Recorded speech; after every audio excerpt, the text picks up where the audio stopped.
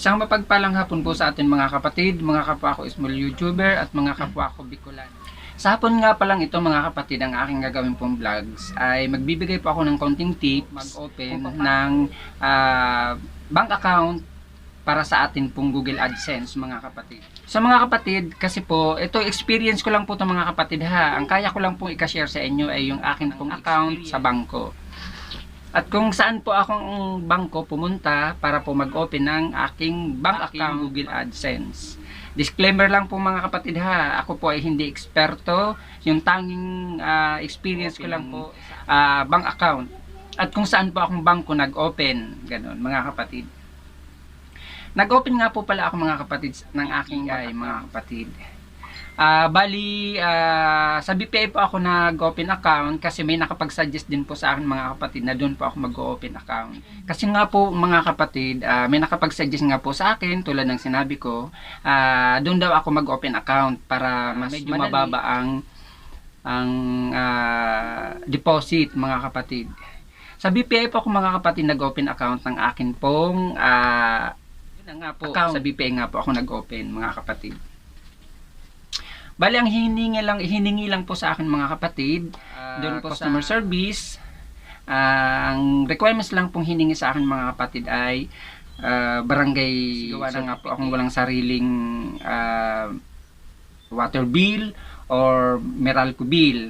Tapos hiningi po sa akin pangalawa ay 1x1 ID. Tapos po hiningi pa po sa akin pangatlo ay dalawang valid na ID. Isa pong primary at isa pong secondary. Tapos, hiningi pa po sa akin, mga kapatid, hiningian pa po nila ako ng nagpapatotoo na mag-open ako dahil sa aking Google AdSense. Pinakita po ang akin Google AdSense, pero hindi po nila tiningnan ang aking PIN ha, mga kapatid. Disclaimer po ha, hindi po nila tiningnan ang aking PIN.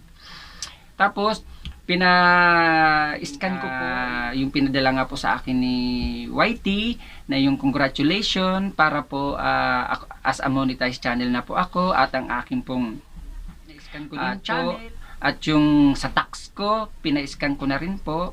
Ganon din po yung aking Gmail, pina-scan ko na rin po mga kapatid.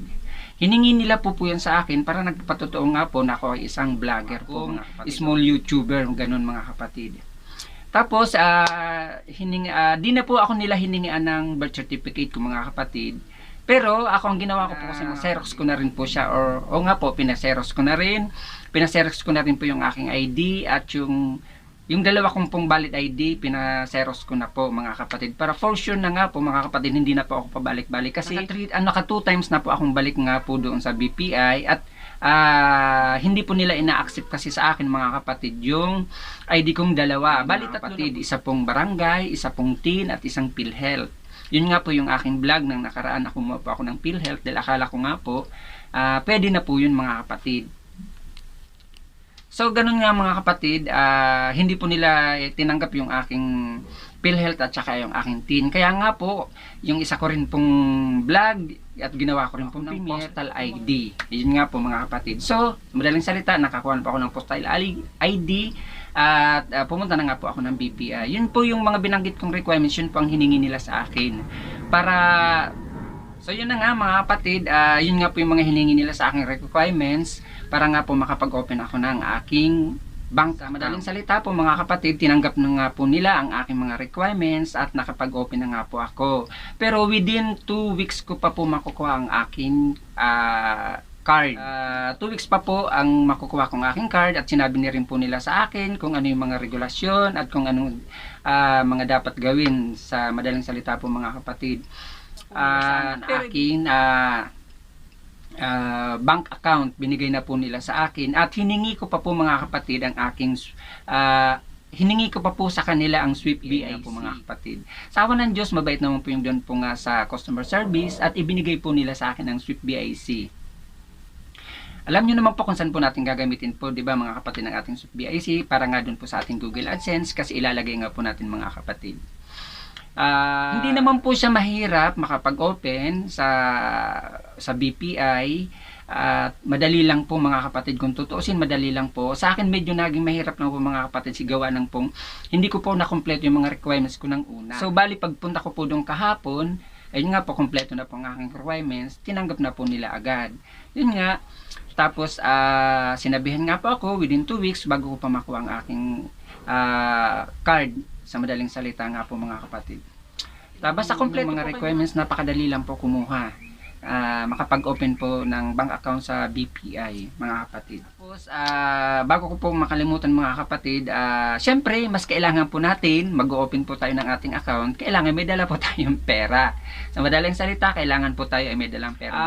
3,000 lang naman po mga kapatid ang open account sa BPI, sa ATM mga kapatid. Pero may mataas po sa inyo mga kapatid kung ilan po ang gusto nyo. Ako pinili ko lang po mga kapatid yung pinakamababa. Kasi yun lang po yung dala ko naman na pera at yun lang yung pang aking dalang pera mga kapatid. Yun nga, pag-open ako at naipasok ko na po sa aking Google AdSense. At hihintayin ko na lang po na lumabas ang aking card. At para pumasok na rin po ang aking sweldo sa YouTube. Ganun po mga kapatid. Tsaka isang tips ko na rin po sa inyo mga kapatid, kung pupunta po talaga kayo at mag-open po kayo ng bank account sa BPI mga kapatid, kailangan po kumpletuhin nyo na po ang inyong requirements. Just in case man po na wala po kayong kumuha na po kayo mga kapatid. Napakadali lang po. At saka tip ko pa nga pala mga kapatid sa inyo ha. Ako kasi po kumuha ako ng May 14 mga kapatid. At tapos ayun nga po, nakakuha po ako ng aking postal ID sa SM Bacoor po dito po sa 650 po mga kapatid yung bayad ko sa postal ID. Pero madali lang po. Tapos kinabukasan po bumalik ako doon May 15, alas 5 po ng hapon. Pero mga nakuha ko na rin po agad-agad mga kapatid yung aking postal ID. Kaya madali lang po mga kapatid. Kasi kailangan ko nga po dahil nga po, para makapag-open po ako ng aking account sa bangko. Yun po isang tip. Kailangan po kung mag-open kayo, uulitin ko po mga kapatid, dalawa po ang inyong kailangan valid ID. Isang primary at saka isang secondary mga kapatid. Para tanggapin po kayo at makapag-open po kayo ng account sa bangko mga kapatid. Ano po, napakadali lang po kumuha ng postal ID mga kapatid. So mga kapatid, ulitin ko po sa inyo, ito pong isinishare ko po sa inyong tips ay base lang po to sa aking experience sa pag-open ko po ng aking account sa BPI. Kasi nakapag-suggest po sa akin mga kapatid na doon po ako mag-open sa BPI kasi mas mababa at saka higit sa lahat, mas madali lang, basta kompleto po tayo ng requirements. Ganun po mga kapatid. Ang requirements po, magdala po tayo ng primary ID at saka isang secondary ID. Pagkatapos, kung wala po kayong sariling bill po ng kuryente, kumuha po kayo ng barangay certificate, nagpapatotoo na kayo po ay taga doon. Pwede naman po kayong magdala ng bill ng tubig o bill ng kuryente kung nakapangalan po sa inyo. Pero kung hindi naman po nakapangalan sa inyo, pwede pa rin naman po yun mga kapatid. Basta yung address po, doon po sa water bill or sa Meralco bill, pareho po ng address nyo doon sa inyong mga ID mga kapatid. Tinatanggap naman po kasi ako po yung yung Meralco bill ko po mga kapatid. Kasi yung address po noon, iisa lang naman doon po sa aking mga ID. Ganun, hiniram ko po sa aming kalapit-bahay yung aking Meralco bill. Tinanggap po yun.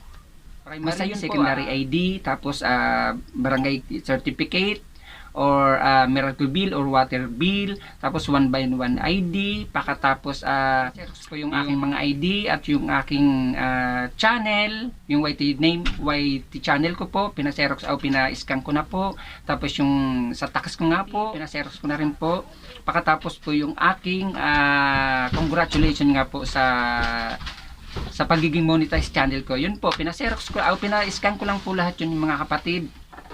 At yun po ang ibinigay hanggang po ang aking requirements para po makapag-open nga po ng account sa BPI. So ganun po mga kapatid ha. So yung mga hindi pa po marunong mag-open ng account at kung ano po yung mga requirements hindi pa po nila alam, panoorin nyo lang po itong aking tutorial para malaman nyo po kung ano po ang inyong mga kukunin. Napakadali lang po mga kapatid. Almost 1 hour. Wala nga pa pong isang oras na na-approve na po yung aking pag-open nga po sa BPI para po sa aking Google AdSense. Huwag makalimutan na i-subscribe ang aking YouTube channel, Ricky Uragon Vlog. Paki-like, paki-share, at huwag nyo rin pong kakalimutan na pakipindot na lang po ang notification bell para updated po kayo sa videos. So once again mga kapatid, sa akin mga kapwa small YouTuber at sa akin mga kapwa Bicolano, mega love shout out sa inyo mga kapatid. Isang mapagpalang hapon po sa inyong lahat at God bless you sa inyong lahat. Bye bye. God to be the glory. Bye bye. God bless you.